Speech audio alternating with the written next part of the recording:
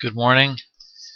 Alright, so this video picks up where my last one left off.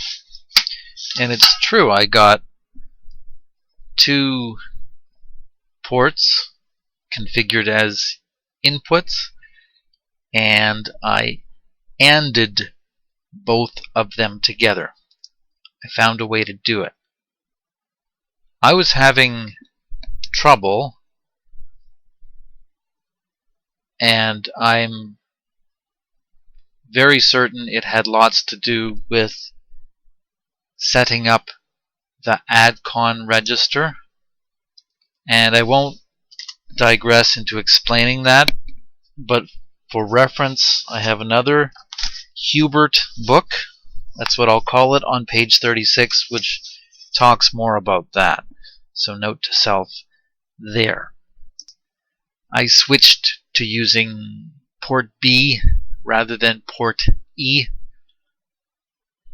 but even port B and port A of the chip use the ADC, which I think that's what the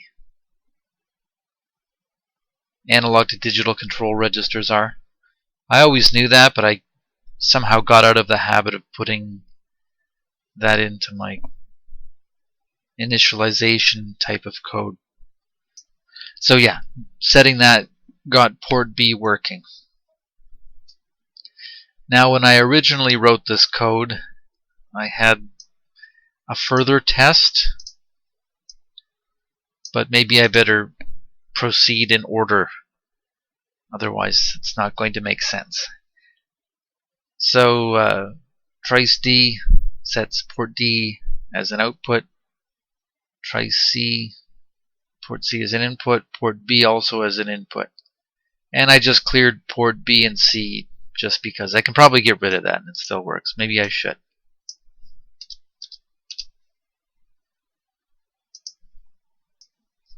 Off camera, gave it a test, no problem.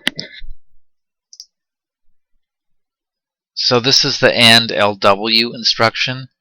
You AND a literal value with the working register, and I specifically typed in a binary number with which to test RB0 and RC0, which are the two input pins I'm using. But I commented those out because it's not really necessary. So the code goes like this: move file. I chose port B, and I suppose you could write the file to itself, maybe to flag the status register. I don't know if MoveF affects the flag register, status register, excuse me. I'm getting off on a tangent. Move the file, port B, and put it in the working register. Then move the working register into a file I created, an equate called R1. Then I do the same thing with port C. I move a file, port C, into the working register.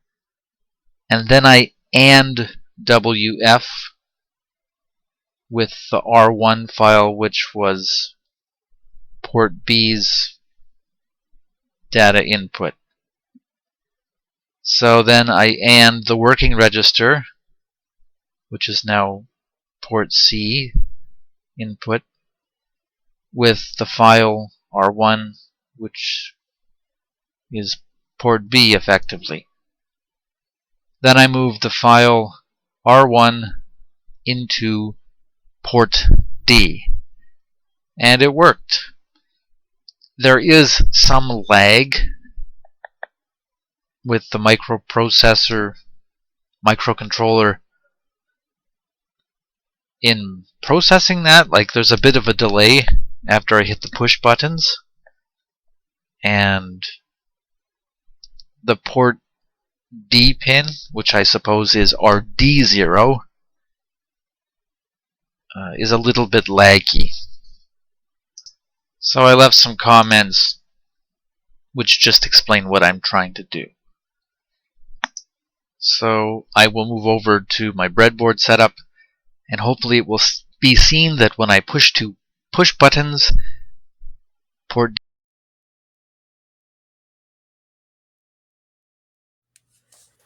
Alright, so this is similar to my last video, so I won't explain too much. But there's two push buttons here which are configured with pull-down resistors, and when you push the push buttons it sends a high signal in from the power on the development board. And this green line goes to RC0, the yellow line goes to RB0, and when they're ANDed together through the whole byte of information into their port byte, then it should copy the ANDed result and send it out to port D, which of course is all these blue pins, and this is RD0. So this is RC0, RB0, and RD0. So I will push one button, nothing at all. But if I push both buttons, hopefully RB0 and RC0 are ANDed together. So here I go, pushing both, and RD0 lights up with a little bit of lag. Now I'm going to release both buttons, and there's a bit of lag sending RD0 low. So I guess the PIC chip has to think or something. It doesn't happen right away, and that's fine. I don't really care. I'm not complaining. So there it is. What if I picked RC1 and RB1? What happens? I don't know. Alright, so gently off camera, I made the switch.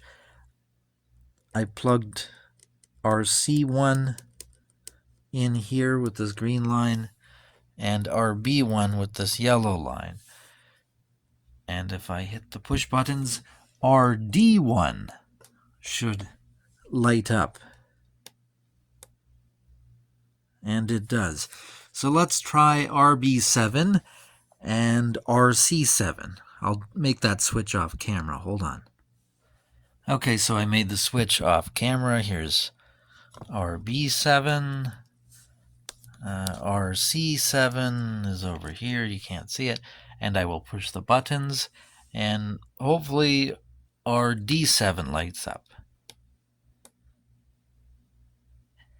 And it does. So I'm calling that one a success. Thank you for watching.